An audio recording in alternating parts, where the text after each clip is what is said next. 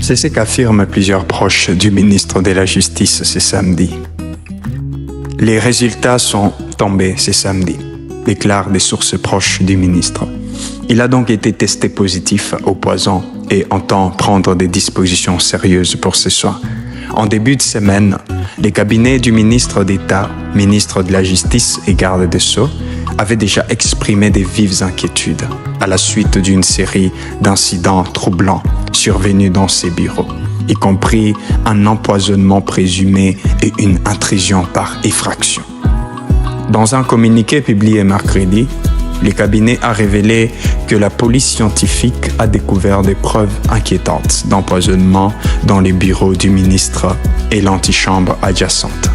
Les experts ont trouvé une poudre blanche répandue à plusieurs endroits, un liquide suspect versé dans les réfrigérateurs, ainsi qu'une intoxication des toilettes par un produit dégageant un gaz piquant.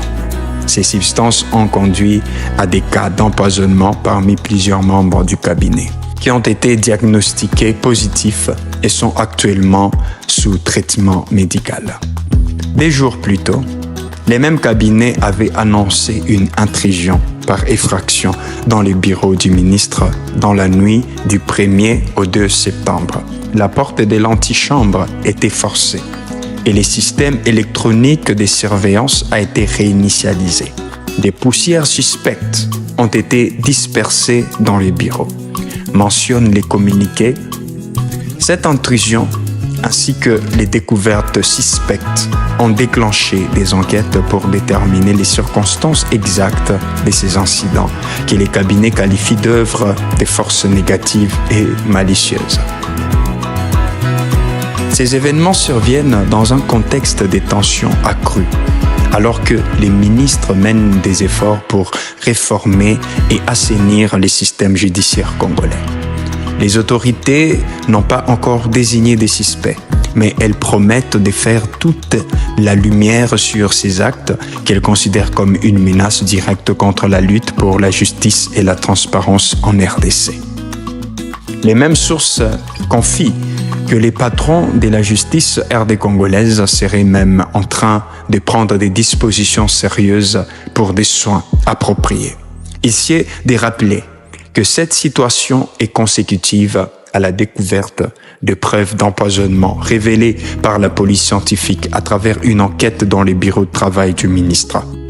La police scientifique a trouvé une poudre blanche répandue à plusieurs endroits, un liquide suspect, en tant d'autres preuves qui ont malheureusement conduit à des cas d'empoisonnement parmi les membres du cabinet du ministre d'État Constant Mutamba. Entre-temps, une enquête est en cours pour démasquer les auteurs de ces actes. Constant Mutamba est en ce moment à la disposition des médecins, confirme l'un de ses proches contactés par notre rédaction. Selon lui, les résultats sont tombés ce samedi et une enquête est déjà lancée. Cependant, toutes les dispositions indiquent plusieurs sources sont prises pour qu'il soit évacué à l'étranger pour bénéficier des soins appropriés. Les cabinets du ministre d'État, ministre de la Justice et de la garde des Sceaux avaient déjà exprimé ses inquiétudes à la suite d'une série d'incidents troublants survenus dans ses bureaux, y compris un empoisonnement présumé et une intrusion par effraction. Ce qui a poussé la police scientifique à mener des enquêtes pour en savoir plus. Les experts ont trouvé une poudre blanche répandue à plusieurs endroits, un liquide suspect versé dans les réfrigérateurs, ainsi qu'une intoxication des toilettes par un produit dégageant un gaz piquant. Les actes d'empoisonnement perpétrés au bureau de l'honorable Constant Mutamba, ministre d'État, ministre de la Justice, constituent une attaque indigne et lâche qui illustre la détermination des ennemis du progrès à saboter les réformes essentielles entreprises par les secteurs de la justice. Cet acte odieux n'est rien d'autre qu'une manifestation désespérée qui s'oppose farouchement aux changements nécessaires pour instaurer une véritable justice distributive et équitable pour le peuple congolais, conformément à la vision éclairée du président de la République, son Excellence Félix Tshisekedi Tshilombo.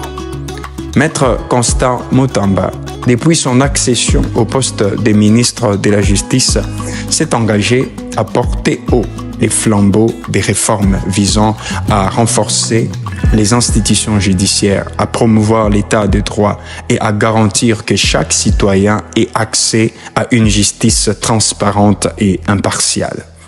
Ces efforts, bien que salués par une grande majorité de la population, suscitent également l'ire des forces rétrogrades qui ne souhaitent que maintenir un statu quo qui leur est profitable. L'empoisonnement en tant que méthode vile et sournoise n'a d'autre objectif que de s'aimer la peur et de décourager les ministres dans sa mission noble et vitale pour l'avenir de notre pays.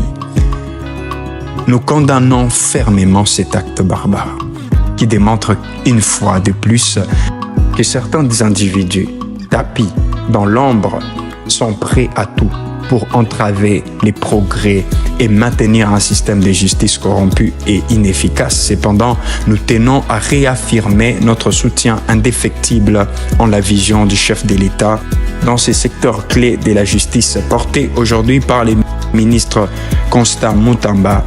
Nous l'encourageons à point désemparé face à cette tentative d'intimidation, mais au contraire, avoir en cet acte la confirmation de la noblesse et de la justesse de la lutte qu'il mène pour la justice congolaise. Cette attaque, loin de l'ébranler, doit renforcer sa détermination à poursuivre son œuvre et redressement de notre système judiciaire. Aux agents du ministère de la Justice, nous lançons un appel à la vigilance et à la fidélité, aux valeurs d'intégrité des justices qui doivent guider leurs actions. Ne cédez pas aux menaces et aux manœuvres de ces traîtres qui ne cherchent qu'à diviser et à corrompre. Le peuple congolais, dans son immense majorité, soutient à 100% les valeurs qui véhiculent aujourd'hui cette nouvelle vision du président en matière de la justice. Cet acte ne réussira en rien de détourner le gouvernement de ses objectifs. Au contraire, il nous renforce dans notre conviction que le chemin emprunté est le bon. La justice triomphera et ceux qui tentent de l'assassiner dans l'ombre seront exposés à la lumière de la vérité. La lutte continue et la victoire appartient au peuple et à ceux qui œuvrent pour un Congo juste et équitable.